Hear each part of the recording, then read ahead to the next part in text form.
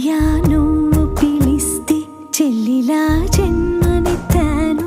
హాయి హాయిగా నువ్వు నవ్వితే ఎంత ఎంత మురిసిపోతాను.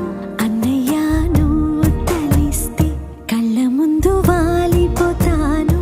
నువ్వు పంచిన ప్రేమకెప్పుడు రుణపడిపోయే ఉంటాను.